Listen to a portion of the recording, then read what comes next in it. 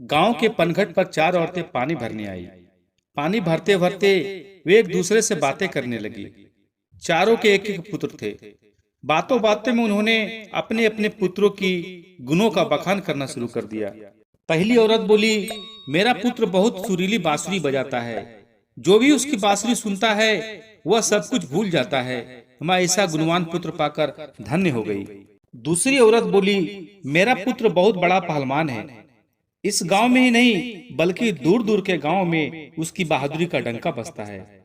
भगवान ऐसा गुणवान पुत्र सबको दे। तीसरी औरत कहाँ पीछे रहने वाली थी। वह बोली, मेरा पुत्र कुशल बुद्धि का है। उससे अधिक बुद्धिमान और ज्ञानी इस गांव में कोई नहीं है। लोग अपनी समस्याएं लेकर उसके पास आते हैं। मैं ऐसा पुत्र पाकर धन्य हो गई। चौथी औरत ने सबकी बातें सुनी लेकिन कहा कुछ भी नहीं। इस पर वे औरतें उससे कहने लगी, बहन तुम भी तो कुछ कहो ना, तुम्हारे पुत्र में क्या गुण है? कोई न कोई गुण तो उसमें अवश्य होगा। चौथी औरत बोली, क्या कहूँ बहनों, मेरे पुत्र में तुम्हारे पुत्रों की तरह कोई गुण नहीं है। उसकी बात सुनकर तीनों औरतों ने गर्व से अपना सिर उठा लिया। कुछ देर में सबने अपना अपना पानी भर लिया और वापस जाने के लिए अपना अपना घड़ा उठाने लगी। उसी समय पहली औरत का पुत्र हाथ में बांसुरी लेकर वहां से गुजरा। उसने देखा कि उसकी माँ पानी से भरा घड़ा उठा नहीं पा रही है, किंतु वह अनदेखा करके बांसुरी बजाते हुए वहां से चला गया। दूसरी औरत का पहलवान पुत्र कुछ ही दूरी पर घूम रहा था। उसकी माँ कुएं से घड़ा उठाकर जैसे ही सीढ़ी से उतर रही थी, उसका पैर फिसल गया।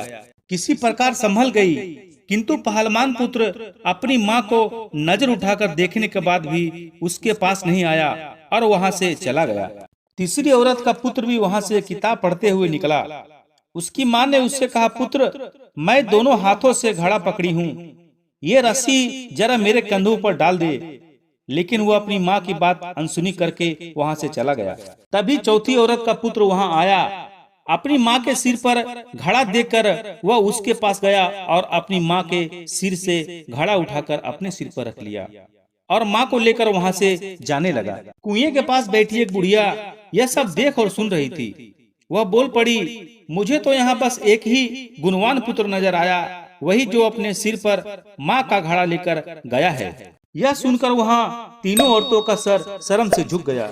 सच में दोस्तों, माता पिता की सेवा करने वाला ही गुणी होता है। इसलिए अपने बच्चों को शिक्षा के साथ साथ संस्कार भी दें। धन्यवाद दोस्तों।